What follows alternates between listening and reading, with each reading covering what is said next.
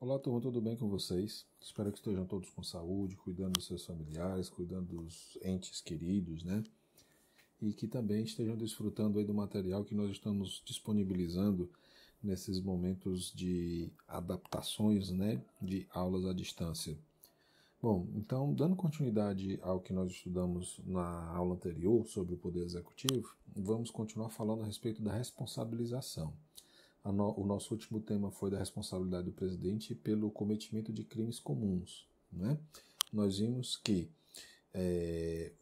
a denúncia pode ser ofertada tanto pelo Ministério Público assim como qualquer ofendido, e que para que dê continuidade a essa denúncia é necessário que a Câmara, por 2/3 dos seus integrantes, autorize o Supremo Tribunal Federal a julgar o presidente da República. Essa autorização vai gerar o afastamento por 180 dias, tá?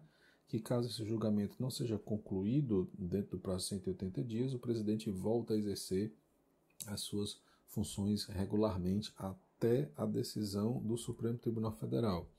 E caso o Supremo decida pela punição do presidente da República, a sanção vai ser a do tipo penal. Lembrando que o presidente da República não pode ser responsabilizado durante a vigência do mandato por atos estranhos ao do exercício da presidência da República. Tá?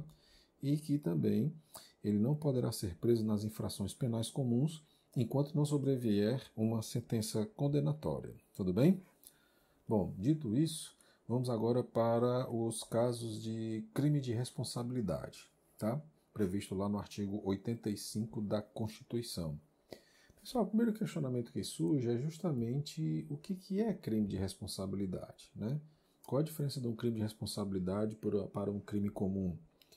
Os crimes de responsabilidade eles estão previstos no artigo 85 da Constituição e são também regulamentados pela Lei nº 1079 de 1950, também conhecida como Lei do Impeachment. Tá?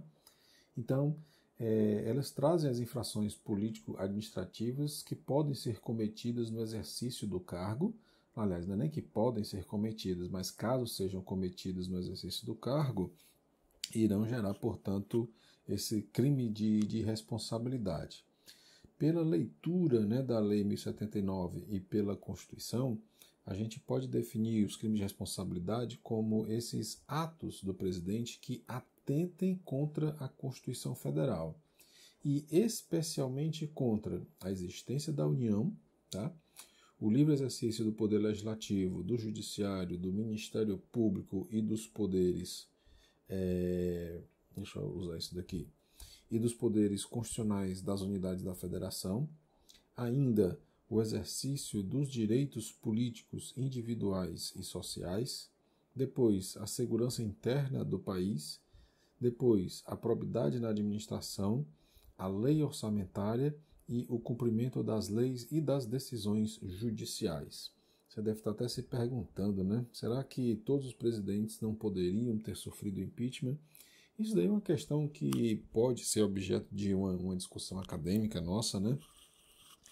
Mas vale destacar que da mesma forma que a Câmara dos Deputados, lá nos crimes comuns, ela faz o juízo de admissibilidade, tá? Existe também o juízo de admissibilidade para os processos de impeachment, tá bom?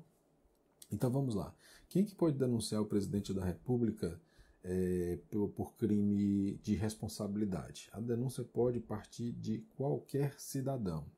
Tá? Qualquer cidadão poderá denunciar o presidente da República por cometimento de crime de responsabilidade. Uma vez feita essa denúncia junto à Câmara dos Deputados, se for o caso, ela irá autorizar por 2/3 dos seus integrantes, o que dá esse total aí de 342 deputados federais. Uma vez que foi aceita essa denúncia, isso vai gerar também o afastamento de 180 dias, tá? Contados da instauração do processo pelo Senado Federal. Então, a Câmara dos Deputados, ela inicia esse procedimento, e se for o caso de dar autorização, vai para o Senado Federal, para que o Senado Federal dê início ao julgamento. Lembrando, pessoal, que é sempre assegurado contraditório e ampla defesa para o acusado, tá? Para o presidente da República. Então, Vamos imaginar que foi feita a denúncia por qualquer cidadão junto à Câmara dos Deputados, e a Câmara dos Deputados, após esse regular processamento, né, de contraditório e ampla defesa, aceitou a denúncia e enviou para o Senado Federal. O Senado Federal ele instaura esse processo de julgamento, já afastando o presidente da República por um prazo de 180 dias. Tá? Olha só, ainda que a Câmara dos Deputados ela tenha recebido e tenha aceitado a denúncia, o Senado Federal é uma casa independente e interligada à Câmara dos Deputados, mas isso não significa dizer que ela é obrigada a instaurar esse processo de impeachment. Isso porque ela tem a discricionariedade para instaurar ou não esse processo, o que inclusive já foi confirmado pelo Supremo Tribunal Federal através dessa ADPF número 378. Se vocês clicarem aqui, quando vocês estiverem com os slides de vocês, ao clicar, vão obter uma decisão do Supremo Tribunal Federal na qual está registrada essa possibilidade do Senado Federal, né, ele negar seguimento por não vislumbrar que aquele ato do presidente da República ele não traz crime de responsabilidade. Tá? Mas enfim, se instaurar, vai ter 180 dias para julgar. Isso porque é justamente o prazo de afastamento do presidente da República. Se dentro desses 180 dias ele não for julgado, e aí o que acontece? Cessa o afastamento e ele retorna ao exercício de suas funções. De acordo com o artigo 52, parágrafo único da Constituição Federal, o julgamento ele será presidido pelo presidente do Supremo Tribunal Federal. Tá? Então, é o presidente do Supremo Tribunal Federal e não o presidente do Senado quem irá presidir a sessão de julgamento. E se os senadores assim resolverem condenar o presidente da República, é necessário quórum de 2/3, o que traz aí, portanto, 54 senadores da República. O voto é o voto nominal, é o voto aberto, no qual todos eles deverão justamente dizer como estão votando, né, se pela condenação ou se pela absolvição. Lembrando o seguinte, pessoal, isso daqui é um julgamento político, tá? Diferente de um julgamento jurídico. O que é um julgamento jurídico? É aquele feito por qualquer órgão do poder judiciário, como é o caso, por exemplo, do Supremo Tribunal Federal.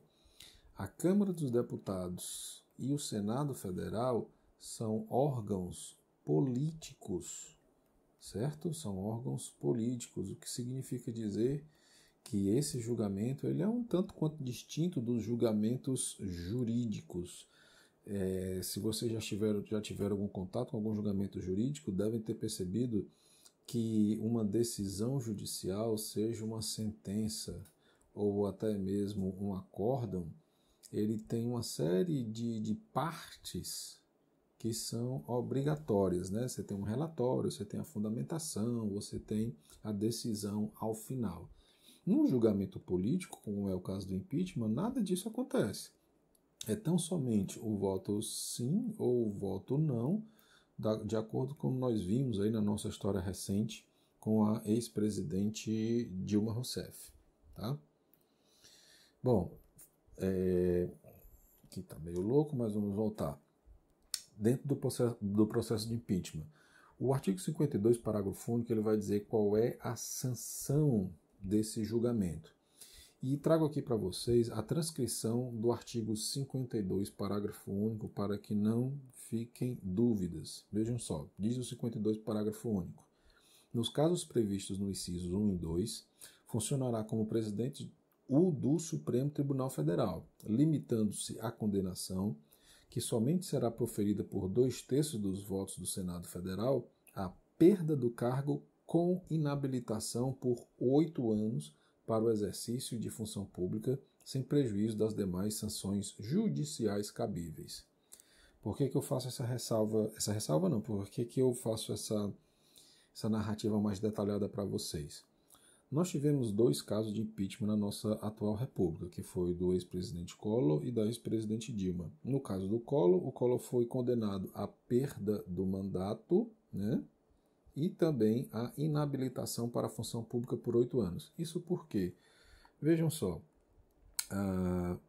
a leitura da nossa Constituição, ela vai dizer o seguinte, novamente, limitando-se à condenação que somente será proferida por 2/3 dos votos do Senado Federal, a perda do cargo com inabilitação por 8 anos para o exercício de função pública, tá? Então, veja só, no caso do Collor, aconteceu da maneira como a Constituição estabelece aqui, a meu ver, de forma bastante clara. No caso da ex-presidente Dilma, o que aconteceu foi o fracionamento disso daqui. Então, eles votaram a perda do cargo e depois votaram a inabilitação para o exercício da função pública. A perda do cargo aconteceu, mas não aconteceu a inabilitação por 8 anos para o exercício da função pública, permitindo, inclusive, que ela possa se candidatar ou assumir, né, outros cargos públicos. Então, houve aí essa polêmica, que não vale a pena agora a gente trazer nesse momento, mas eu faço esse quadro resumo aqui para que vocês visualizem tanto o período do Collor como o período da Dilma. No período do Collor, a Câmara dos Deputados aprovaram por 441 a instauração do processo e 38 votos contrários. Tá? Houve uma abstenção e 23 deputados federais estavam ausentes.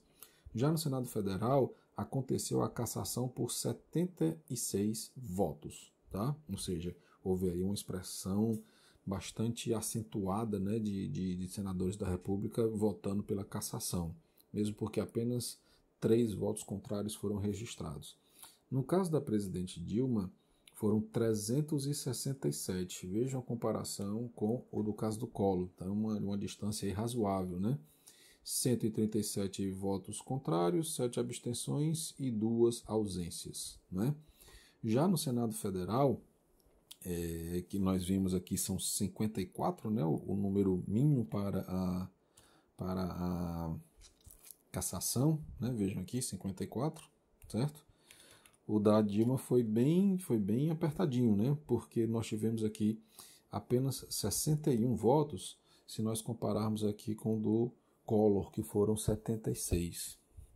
Bom, isso daqui quanto à cassação, né? Porque como a gente viu, houve a fatiação da pena entre a pena de cassação e a da inelegibilidade. Da inelegibilidade é que a votação foi mais apertada ainda, né? Mas bom, pessoal, fica aí esse registro, tá?